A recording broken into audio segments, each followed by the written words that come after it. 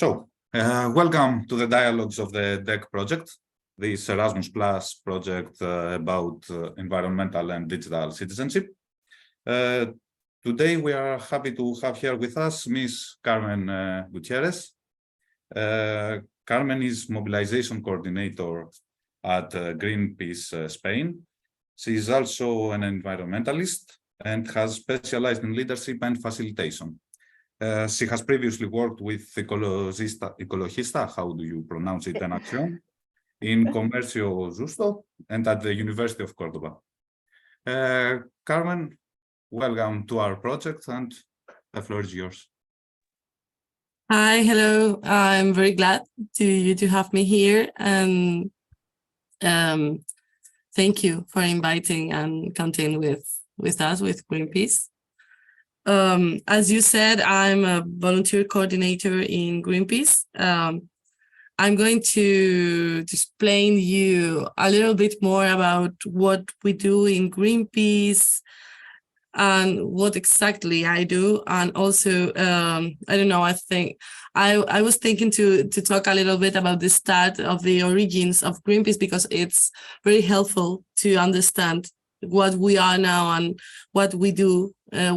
So, and I'm going to share a small presentation. So if you have, I don't know, but if you have any question, please open your mic and ask it, because I'm not going to be able to see the chat. So we'll be checking the chat to show. Okay, great, better. So yeah, as I said, I'm a volunteer coordinator in Greenpeace. I've been working in Greenpeace for a year and a half only, but I've been linked with activism and with Greenpeace more than 10 years. I've been an activist in Greenpeace for 10 years now. Yes, I started in 2013. And I studied, I'm an environmentalist. I studied to work with wildlife, but I started in activism world. So I don't know, I ended here, but here I am, and I really liked this, but I never expected when I studied I would end it working in Greenpeace.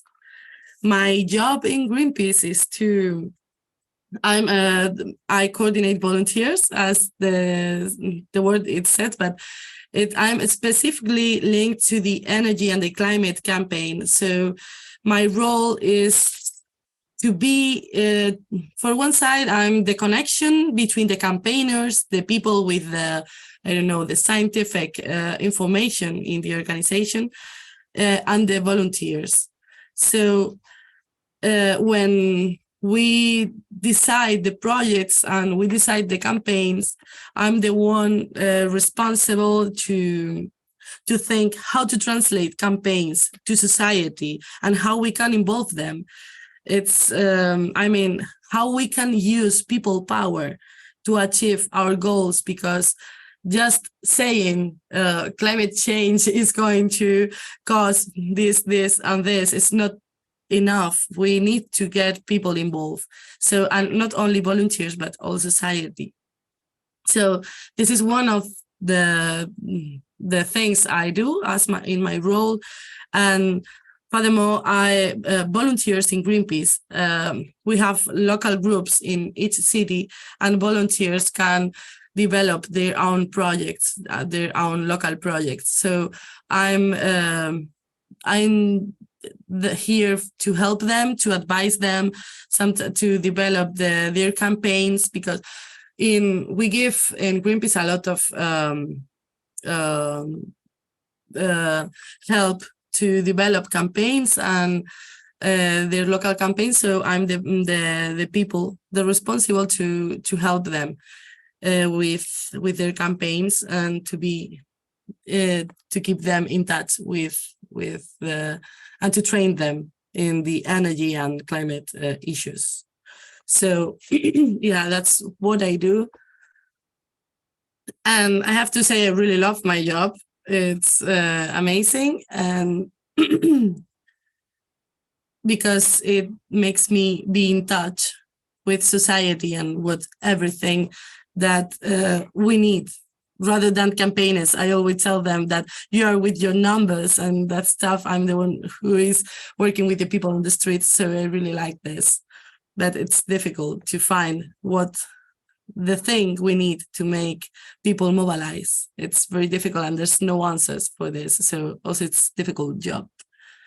I'm going to share screen because I have a small presentation. Yeah, here, I think.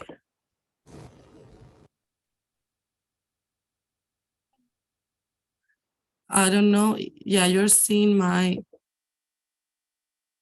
Yes, there? we can see. Yeah. Yeah.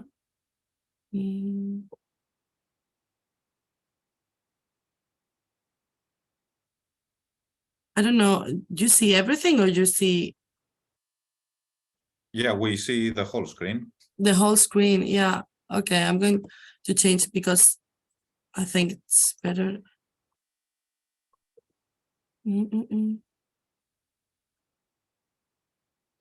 Yeah.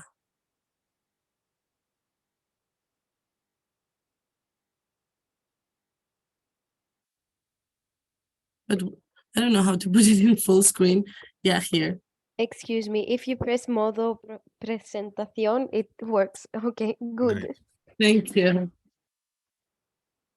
Okay, this is a very short video about what we do and our actions. Sorry, it's in Spanish, so the words, but it's very easy to understand.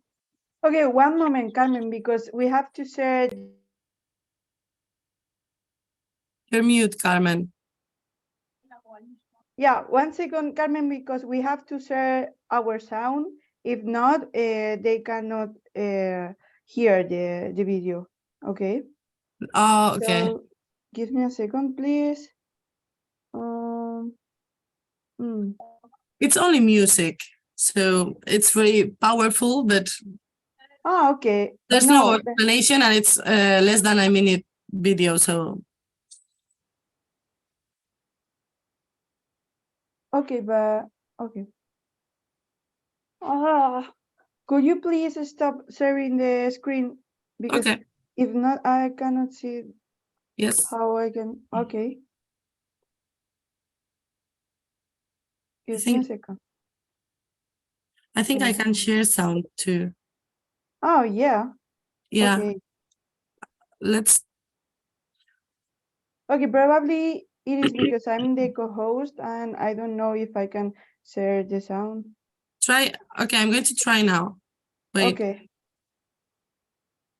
Now? Now, yeah. Okay.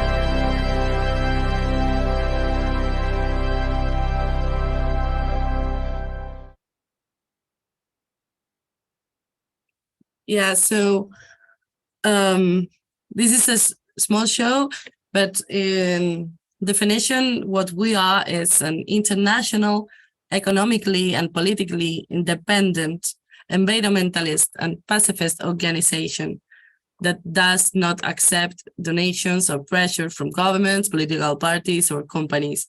What does it mean? This is the main definition of Greenpeace you're going to find in each website. But I think for us it's very important each word here written, because it has a strong definition in the practice at the end.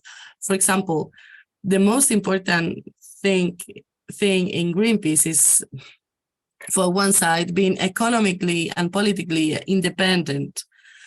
Most of us live in Europe, a place where we have rights and you can talk and you can, but there's other places where you cannot afford this.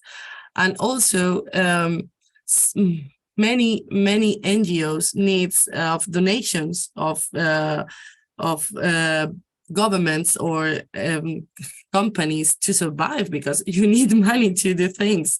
So at some point in Greenpeace, they decided to be totally independent, and it's difficult to achieve this goal, but that's why we only fund ourselves with the money of our members. So for us, it's very, very important to always make this, put this in value, to value this, because it's very difficult to achieve this, but it's very important because it makes us totally independent to do and to say whatever we want to say, and to work in what we want.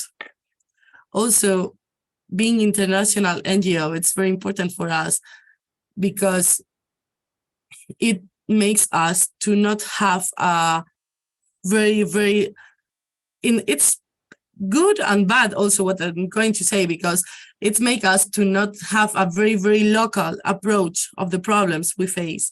For example, but sometimes when we face environmental problems, we only see in the perspective of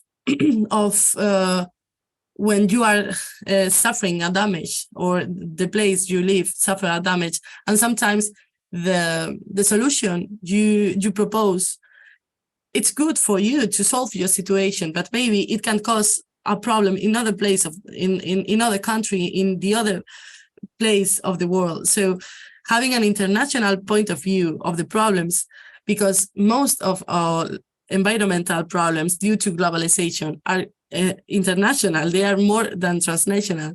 You cannot, for example, you cannot say here we are not going to plant intensive trees, for example, for paper, but we are going to take trees for primary forest in Congo. So to have this international approach is very difficult to work with in the practice, but it's very important to us because it gives us an holistic and a more mature point of view of the problems we face.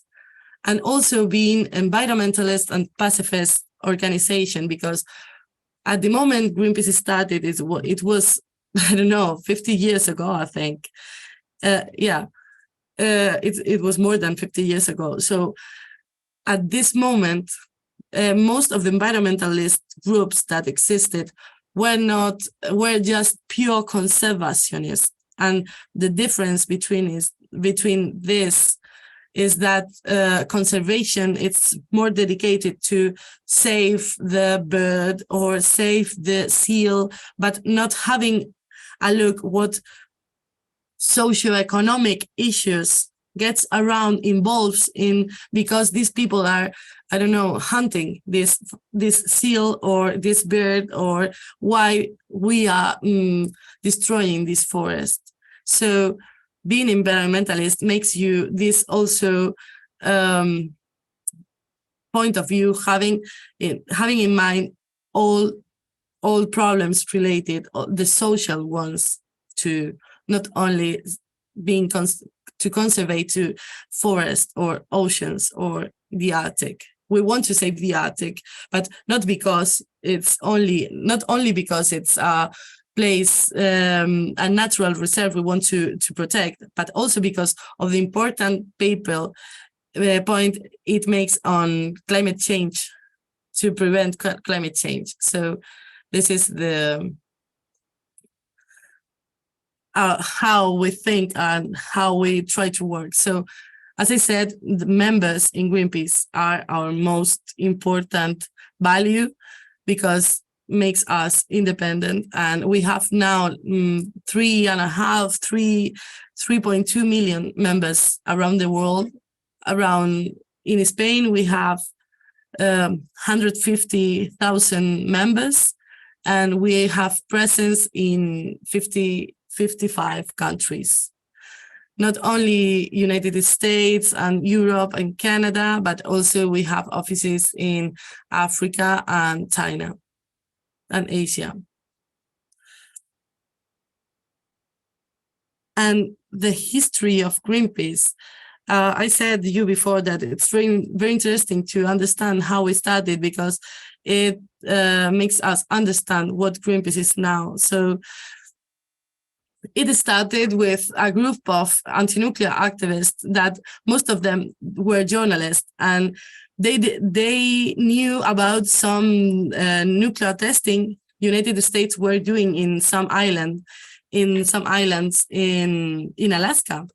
So at this point, they said, okay, we have to do something. We have to stop this.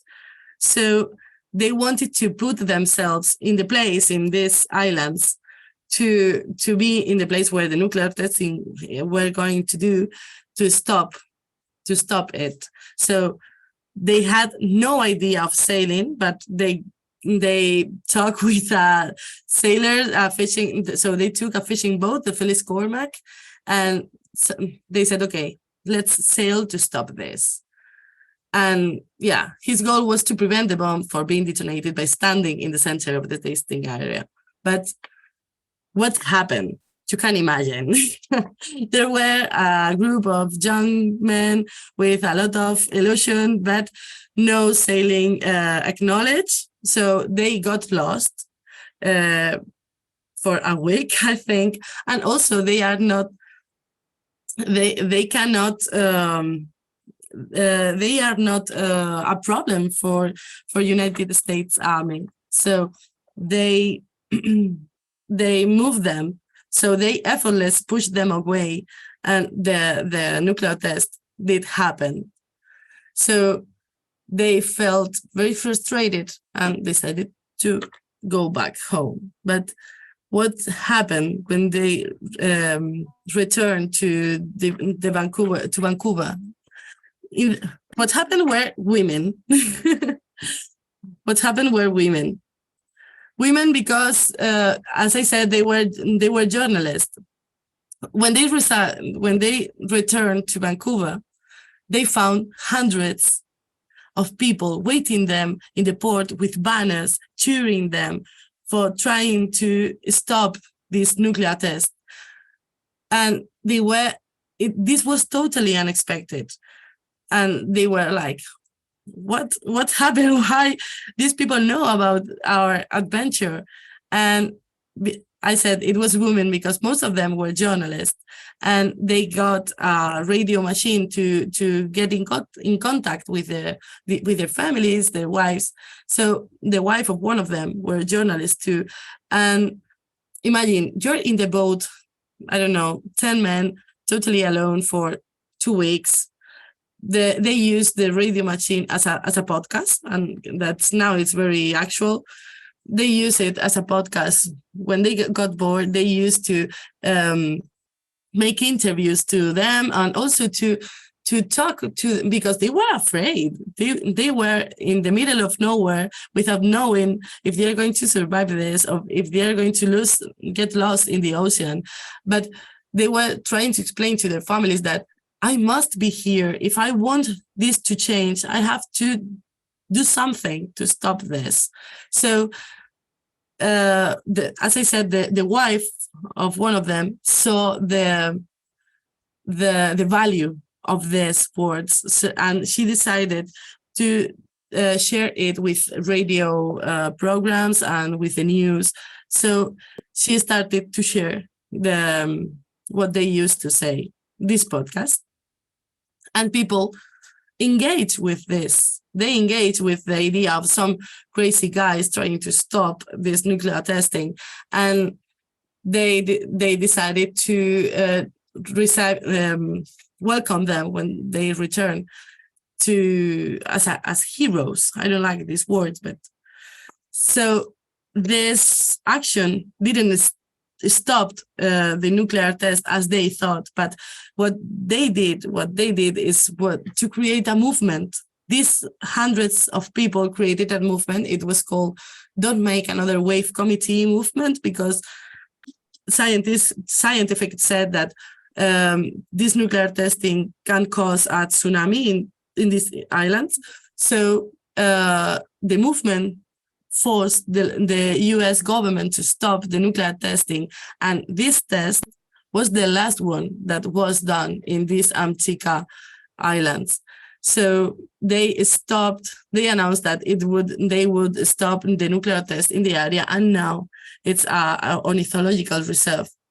So this is how they started and how they recognized that showing the problem to the people, and also make them to know that there's people that want to get in the middle of the problem, to say, okay, here someone is going, it's doing some damage to the environment and to the people living here, can also empower other people to join. And also the idea of having some people in risking their lives to try to stop this or to save something makes people to think, why are they doing this? And at this moment, this is a term, the expression "a mind bomb." They invented what now we know as a mind bomb, and they decided to explode it. So this is the first action ever committed by Greenpeace. And this is some of our women. As I said, it was thanks to them that their voice, their history was shared to the people. But I don't know, patriarchy is everywhere. So there's no many information about our women, in the women that started Greenpeace, and now we are doing a lot of work to empower and to know more about them, because there were a lot of women in the earliest, in the first moments of the Greenpeace, but they were not seen. And in Spain, everything started in 1982.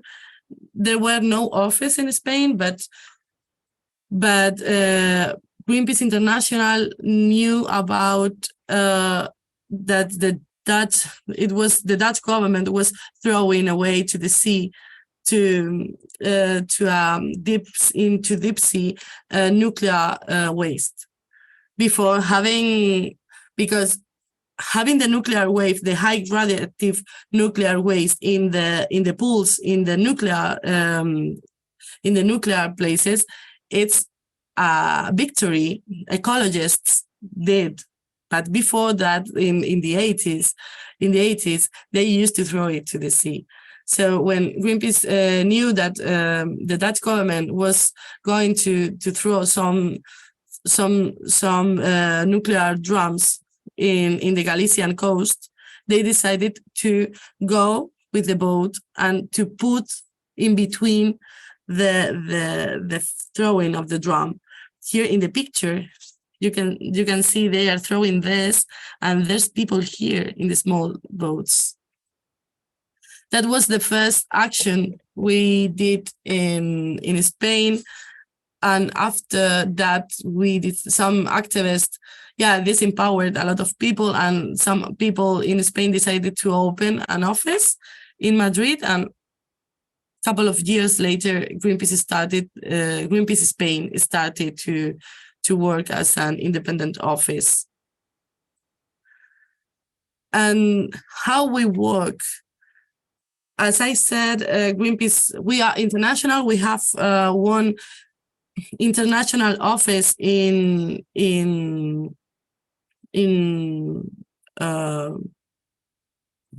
Holanda. I forgot the word in English. Okay. I in think it's Holland. what? Holland, I think. Oh, I don't know. No, Netherlands. No, yeah, the Netherlands. So we have Yeah. our international office in the Netherlands that its work is to coordinate all the offices in all the regions. Most of the offices represents one country. For example, Greenpeace of Spanish office represents we act in Spanish territory, but for example, there's other countries that have one office to coordinate them. For example, Greenpeace Nordic works in Denmark, in Sweden, and Finland. And each country decide. It's 3 years in Greenpeace. We decide the main topics. We're international topics. We want to talk. You can imagine climate change and protecting our biodiversity are the two main topics we want to work. And each country then develop the campaigning depending on in which point it's more effective to work to push. For example, it's on companies, or it's to the government to changing this law, whatever. So we work in climate change. For example, in Spain, I know much of you don't live here, but for example, but it's similar in your countries. For example, in Greece, it's very similar. Here in climate change, for example, we work into make the energetic transition fair and in the hands of society, because now, for example, in Spain, we're suffering. We are suffering, but we are living the change into a renewable system, energetic system. But the problem is that are the same companies that controls all the power that are changing themselves to burn fossil fuels to produce renewable energy. But we need a system change. So we are promoting democratic alternatives like energetic communities and laws that lets people enter into the energetic system as a producers, not only consumers. Also in biodiversity, we are fighting to preserve the natural areas we already have, to not transform them into intensive farming or whatever. And also we are working to prevent fires, because here in Spain we suffer a lot of droughts. And this is the two main lines, as I said, that we work with. And for example, also in biodiversity, and we decide each year which project which goal, it's not a small goal, but which projects we want to work with. For example, this 2023, we have a strong campaign called Save the Water, because as I said, we are suffering a lot of lack of water, and there's a lot of places and governments that are giving license to use a lot of amounts of water in crops, and with a lot of things that we don't need this water, and we have to use it with mind, with sense. So we are trying to. We have this campaign, Save the Water, against intensive agriculture and farming.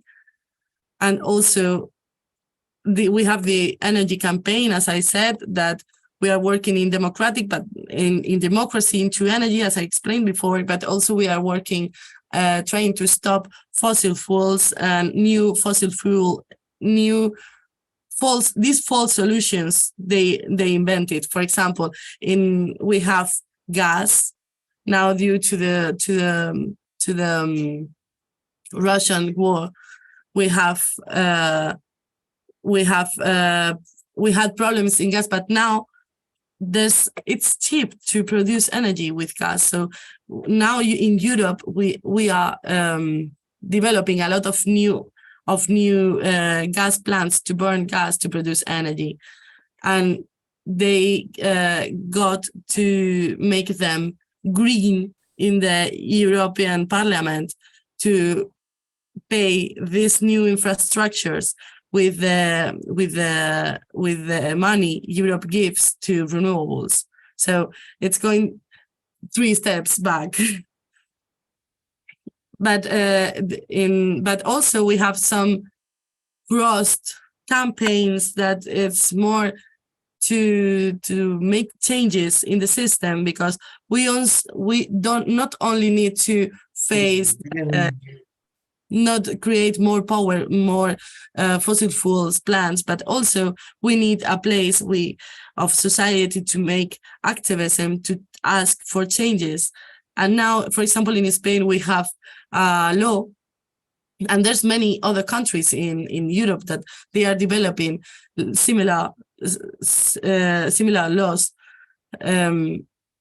that here in Spain we call it ley mordaza.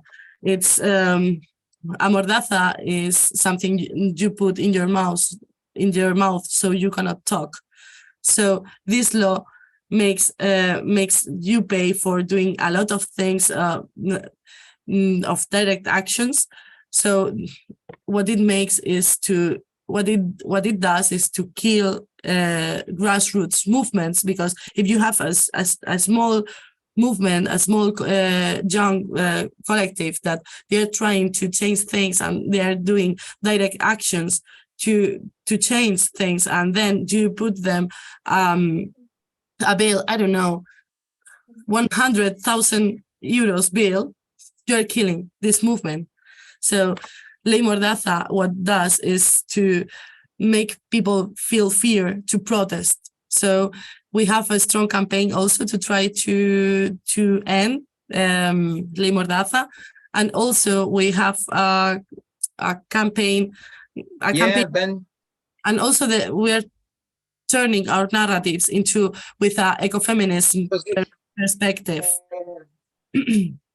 because there's, as I said, we have this environmentalist and pacifist point of view we want to preserve. It's because the social economic issue, it's also important, also it's relevant, and you cannot only protect this natural area, and also if you see how human exploitation and the fight for human rights work, it's the same in ecologist movement. So to keep this narrative, this more holistic narrative, ecofeminism is the solution, is because it's playing both human and nature exploitation with the same facts. And no, I'm finished. Thank you, because these other slides are to get deeper into the campaigns, but I think it's better to us to chat. You can ask me whatever you want. Thank you very much, Carmen. First of all, I never knew the story about how Greenpeace was founded, and it's a nice story because it shows they became viral in an era before. That shows the power even in 50 years ago. Would anyone want to ask Carmen something?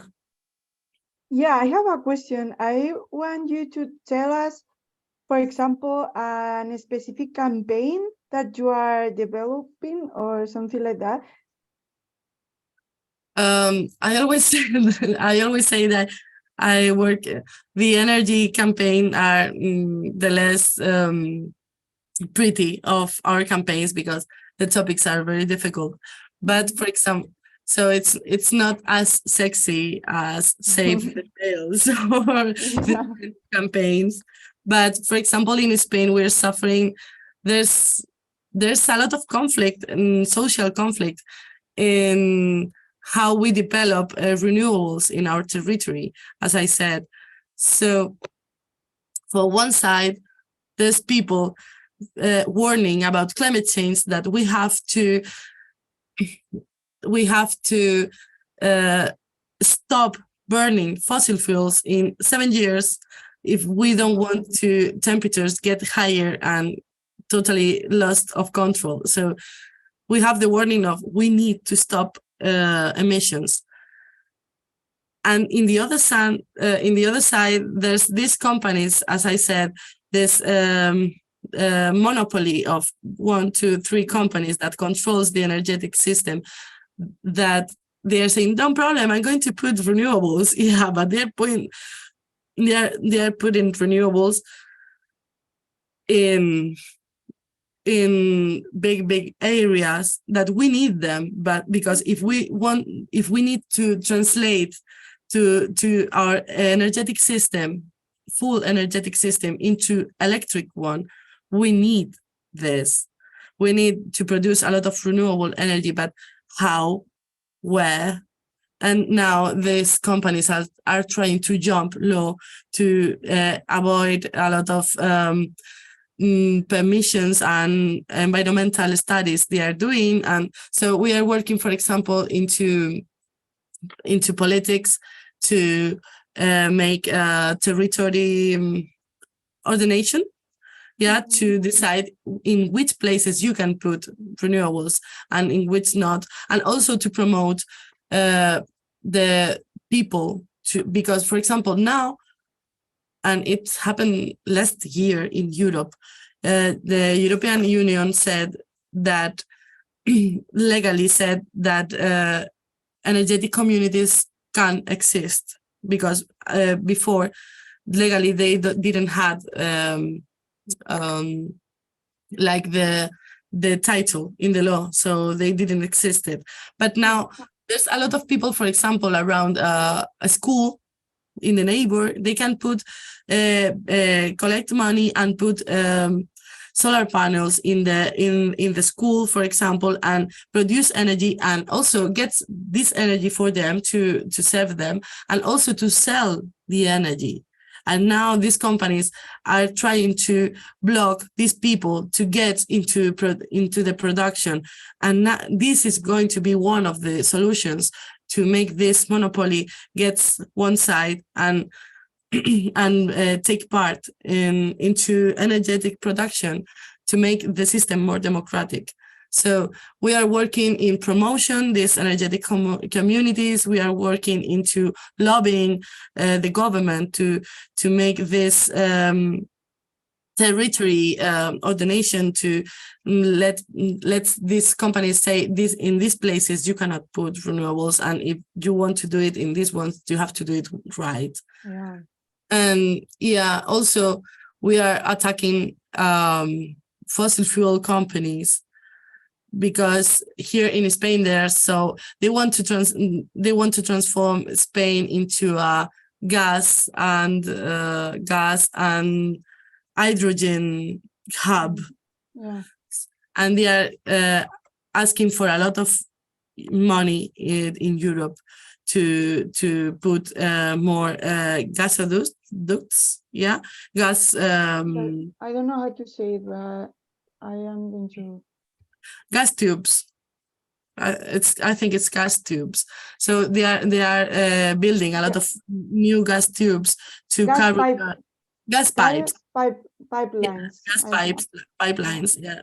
So they are building a lot. They are investing a lot of money that they must be on renewables, and they are investing this money in this gas infrastructure, with the excuse that in the future, with energy, when energy production with hydrogen energy can be used, we use these pipelines to carry hydrogen. But it's like a dream. It's not it's not going to happen tomorrow. So we are also trying to stop this greenwashing and this exits they try to get. I don't know. I think it's difficult to translate these campaigns, but I don't know if I answered your question. Yeah. We have another answer. Elena says, could you please tell us how would you write a policy brief on environmental issues in order to highlight policy recommendations? Could you please tell us how would you write a policy brief? On environmental. I didn't understand your question.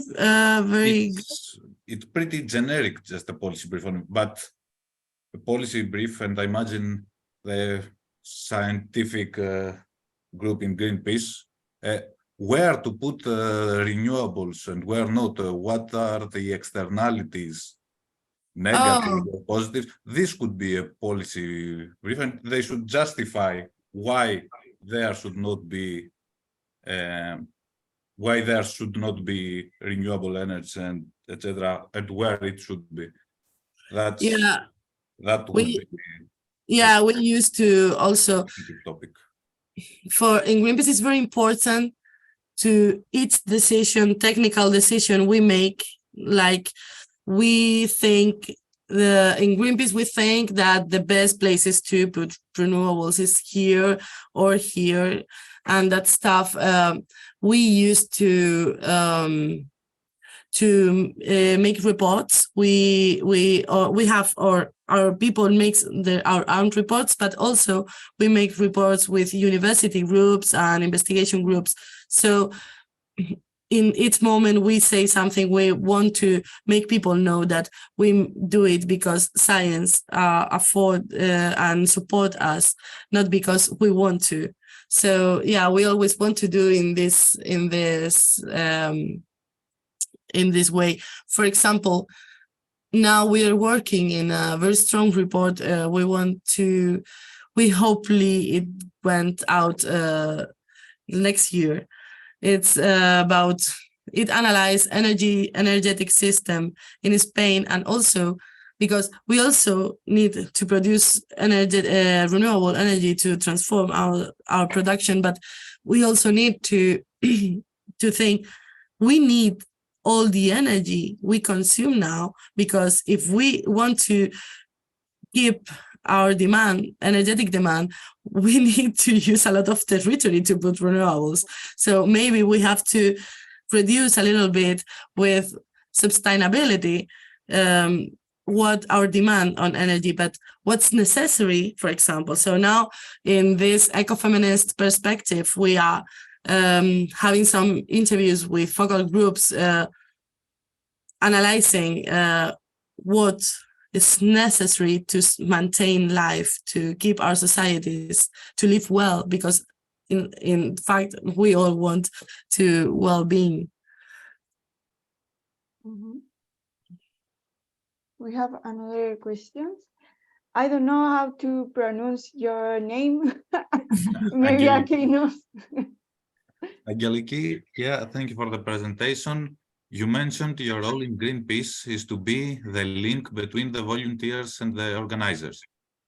Could you tell us what do you think is the most difficult part about trying to engage more people? Well, good question. Yeah, I'm the link between, just to punctualize, I'm the link between volunteers and campaigners, the scientific people, organizers of things. We all are organizers, we organize things, we all do, but yeah, with this, we call them campaigners, and they are the people with the technical scientific information. I'm not the scientific in my team. And well, what is the most difficult part to engage? To find everybody have something that makes them stand up and get into action. So you have to find what clicks in everyone's mind. And the problem now in our societies, for example, as you, Aquino, said, 50 years ago, they got viral. It was easy. Yeah. And now in Greenpeace, we are thinking a lot about what makes something viral, because at that moment it was very easy to become very easy. We got luck, I don't know, but it was easy to become viral because we don't have social media, and now you become viral, but then tomorrow everybody forgets about you. So you make an action now and people don't talk. But I don't know, for example, for me it was very important, and I think I'm not going to answer your question, sorry, but to make an example, I don't know in other countries, but I think it was the same. But in Spain, we had a huge climatic wave of activism in 2019, and it started Fridays for Future, Extinction Rebellion, a lot of movements doing activism, and people going in the streets, and also with a very mixed with social movements and racial movements, because we all understood that we are connected by climate change and how it's going to affect us. So it was an amazing moment for climatic mobilization. And then COVID came here, everybody got in our houses, and we all got like overwhelmed about everything. So when we started to get outside our places, it was like, I don't know, we asked volunteers to organize things, and they were like, we don't have anyone, there's no one on the streets, there were no one. You organize a demonstration and there's only 10 people attending.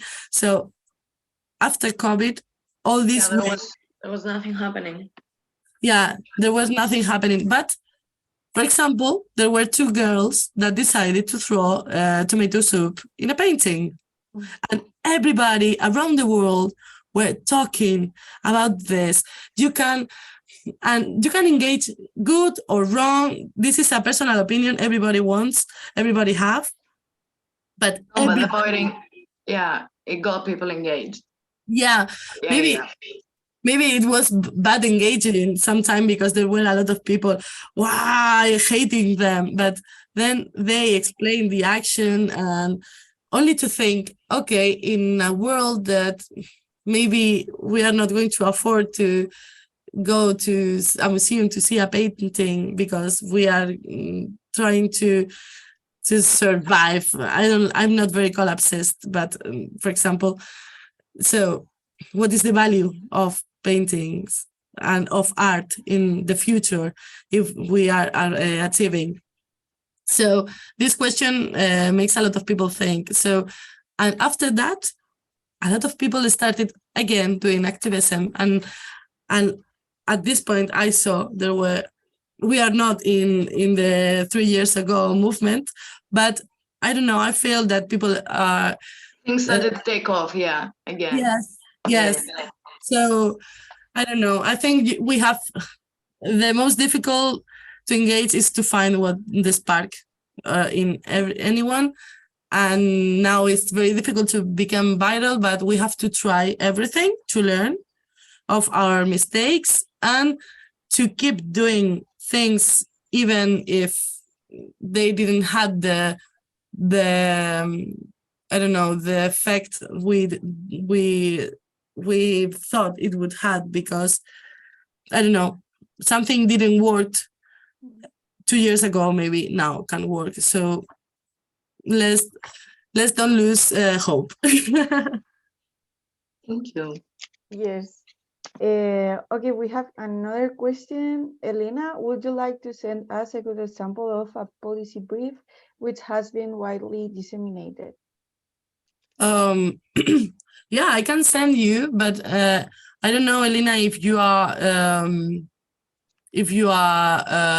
where do you live? But I think it to be more exact, because law and policy making is different in each country. I recommend you to contact with the Greenpeace office in your country and ask them about this. For example, in Athens, I really recommend you because I know the campaigner in Greece, and he's a Spanish guy, and one of them. And they are working a lot on this about the renewables deployment and democratic energetic communities. And so I recommend you to write them to find the contact. I can look for a contact and share with Carmen and Alkinos, but I think it's going to be more useful for you because it's going to be more settled in your country. Mm-hmm. Okay. Eleni also has a question. Since we are talking about campaigns, what are some of your most successful campaigns? And are there any about plastics, recycling, and or ocean plastics? Yeah, there's some clues that makes campaign success more. And as I said, for example, energy, it's not a sexy campaign because there's nothing you engage with. You cannot engage with how cute is an electron or whatever. So, for example, a success, for example, in climate change prevention campaign was trying to save the Arctic using, for example, the polar bear, using animals. It's very easy people to engage. Or, for example, when you talk about plastics in the ocean and you show images of turtles that they are so cute with a plastic in the nose, or you engage, and also it's you engage and makes people to reduce plastic consumption. And I don't know, for example, in Spain with the plastic campaign was last only 1 year. And after 1 year, there was a policy that make people, these companies, to stop producing one-use plastics. So it was like, wow. Now these companies, as we always know, are trying to find ways to jump from the law, and they sell only one-use plastics, for example, but in the bag it didn't say it. It says if you wash it, you can reuse, and if you reuse, it's not one only use plastic. So, but it's the same plastic. So yeah, we have to keep fighting. But it was a great success. And I don't know, most of the campaigns, the environmental fight, I don't want to be bellicist, but the environmental campaigns last a lot of time to win. So also Greenpeace, we have that, I think is a strength in comparison with other movements, younger movements that have come after us, Extinction Rebellion or Fridays for Future, is that they can now, for example, they can engage more the younger ones. So it's great. And we, for example, here in Spain, we try to support them as much as we can. But when in the moment COVID came and everybody was very stressed and nobody was trying to doing activism, most of these movements in some places here disappeared. And we tried like fighting, even if the moment wasn't the perfect moment. So in Spain, for example, we had a case of a hotel. It was trying to build in the south, in Almería, with it was totally illegal. But I don't know, the company started, the local government say, okay, you can start. And then when it is totally built, now you say, no, we are not going to throw it back. So they started, we make there a lot of actions. we painted it in black. We totally painted it in black once. I don't know. I think it's the place in Spain we have make more actions, and I don't know, after 10 years or yeah, around the higher court related to this finally said that it was totally illegal, and this big hotel in the coast must to be going down. So for us it was a totally victory after a lot of years fighting for it, and we are very happy of this. But we are still working, because now the law said you have to not undo, to demolish this building. But now the company is saying, I'm not going to pay for it. So if the local government want to demolish, okay, but I'm not going to pay for it. So now we're fighting for this, but it's baby steps. I have a question, if anyone have any other question. I know this question is like very simple, but I know to know your opinion. And it is, what do you think is the biggest environmental problem or challenge that we are facing? Wow.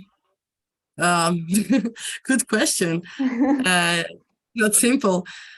I don't know. I think it's depending on the point of view we are approaching, but of course the biggest environmental problem we're facing is climate change. But now there's a lot of perspectives of climate change and how we can approach in mitigation, adaptation. So if we want also to approach to the roots of what causes climate change and how we can we can embrace them, and also there's a lot of systemic things related, and it's very difficult to work against that if you don't have social mobilization on your side to change things. So even if climate change is the most important problem, environmental problem we're facing, for me also to get people engaged with it and to make it important in their lives, to take not only stop consuming this kind of products or reducing plastics or whatever, but also to engage into action and give a step to protest. For me, it's very difficult because without them, we are not going to achieve anything. And the problem is that the people who are causing climate change, their solutions are more sexier than ours by now. So there's a point that it's very difficult to face the commodity of it. And how did you get started to do this activism, and why? Tell us more about your path, and because in the chat there are definitely there are students who I guess would like in the future to work in an organization like Greenpeace, like any big organization, but how do you get there? Well, when I moved, I am from a small city in Spain, in the center of Spain, that there's zero mobilization. We call it España vaciada. And so when I moved to a little bit smaller city, but it's not because of it was smaller, no bigger city, but if it's not because it was bigger, it's because there's more tradition into mobilization. There's a lot of local NGOs, neighbor assemblies, a I know, for example, most of you are from Greece, and I know in Greece there's a lot of social mobilization, so you know what I'm talking about. But when I never got in contact of this people organizing themselves to do things and to change things, and when I moved to study to this city, I got totally fancied. I like it a lot, so I decided to try them all. And most of my friends started to volunteer in Greenpeace, and I didn't want to volunteer in Greenpeace at first because I don't know, I preferred WWF or CEO Beer Life, because as I said at the beginning, I wanted to work with wildlife. So I thought these two NGOs were more close to my approach, but my friends started in Greenpeace. And also, I highly recommend you to approach not only in Greenpeace, but to any other volunteer program, because you're going to learn a lot. And that's happened to me. I started in Greenpeace because, my friends were here, and I started volunteering.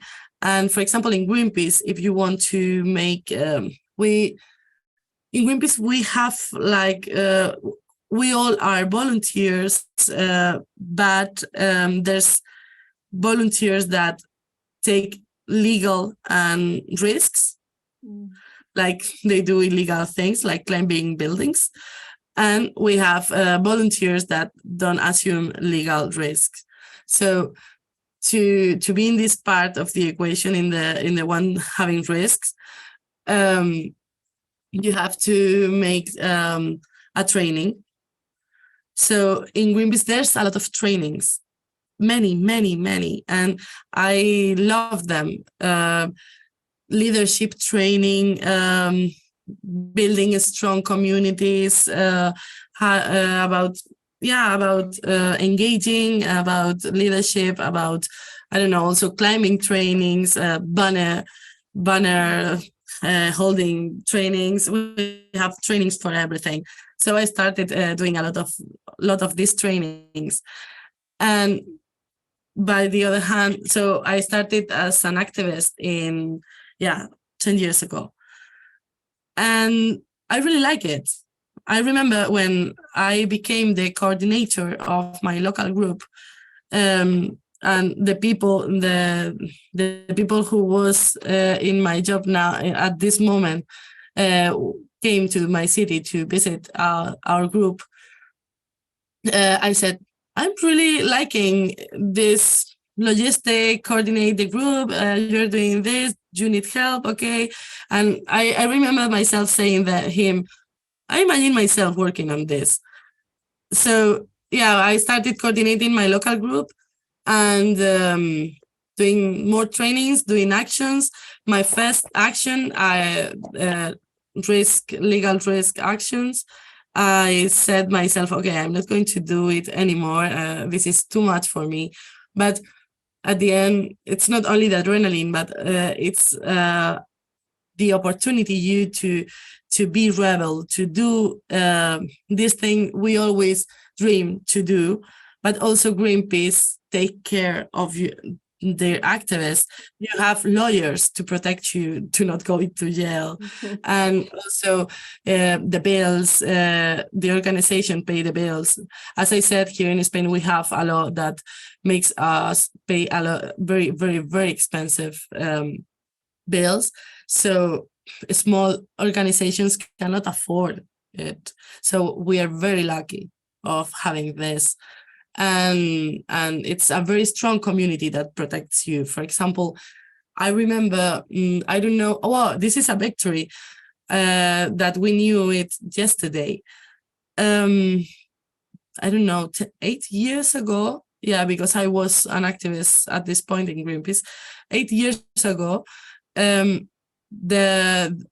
the Arctic Sunrise, one of our boats, were in the Arctic, and the Russian army came, boarded the boat with missiles, and take them into jail, into a Russian jail. And they were in jail for 3 months, these activists. And they did nothing. They were just and also they were in international waters, but they were very close to the Russian part of the Arctic. So yeah, they came with helicopters, I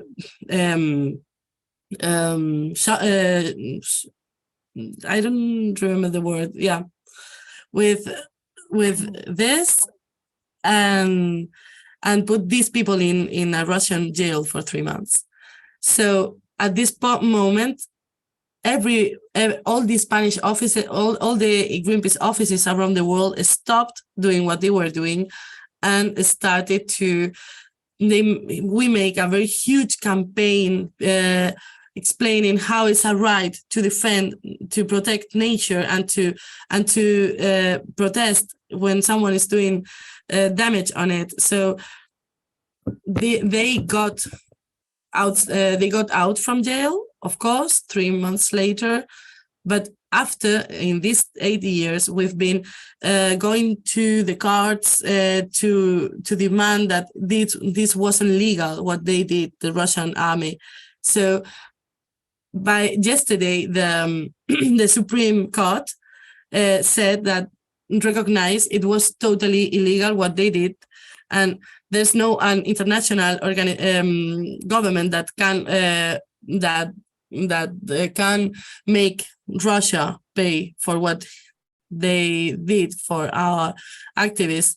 But at least we have the recognition of an international court saying that it was illegal. So this kind of deployment Greenpeace can do if you go to jail is a protection also, because no one wants to harm an activist of Greenpeace because all the machine is going to get against you.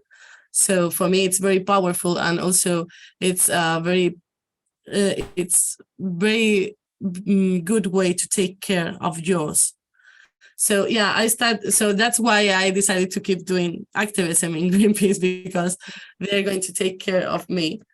And yeah, I make doing actions, and at some point I didn't used to find I was looking jobs in the wildlife protection area, but I was in a lot of as I said, not only Greenpeace but other collectives in the city. So once there was a job working on a small project, local project of climate change adaptation in neighborhoods.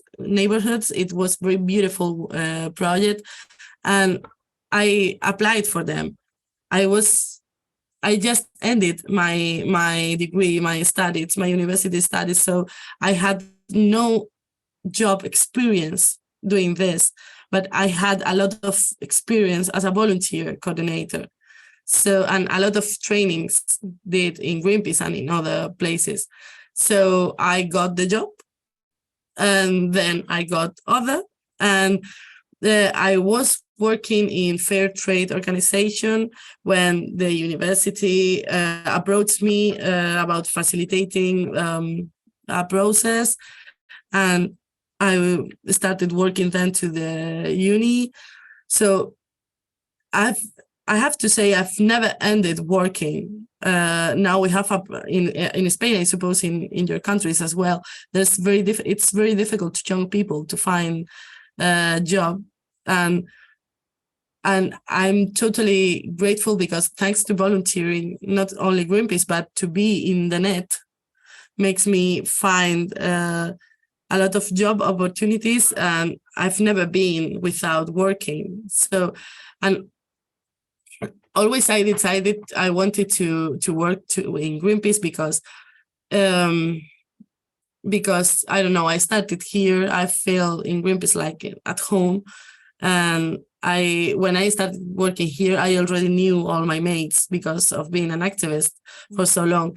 But so for me, it was a dream to achieve this job. But instead, when my job offer went out, I was already working on this, but in other NGOs. So I don't know. I think this is my route. Okay, thank you, Carmen. you, Carmen. Are there any questions in the chat? Or you can open your microphone. You can ask whatever you want, you know. Doesn't seem like that. It's okay. It's already 8:15 in Greece. Do you have another question, Carmen, or should we conclude? I think that we can conclude. Okay. Thank you very much, other Carmen. That drives me Thank crazy. you. Thank you very much. It was very nice, and I hope our participants enjoyed it too. Yes. I enjoyed a lot. Thank you for your questions. Thank you, Carmen, for being here and for participate in this project. Thank you. So for the rest of you, we'll see you on the 6th of July. If I'm not mistaken. On the 6th of July. Yeah, the next one is of the 6th of July. Okay, great. Have a nice week until then. Yes. Goodbye, everybody. So goodbye, guys. I hope that you enjoyed this dialogue. Goodbye. Thank you all. And have a nice afternoon or evening or whatever. And Carmen, you have my contact. If you need whatever, anything, just contact me. Okay, thank you so much. Bye. Bye. See you guys. Bye. Bye. Bye, Carmen. Thank you.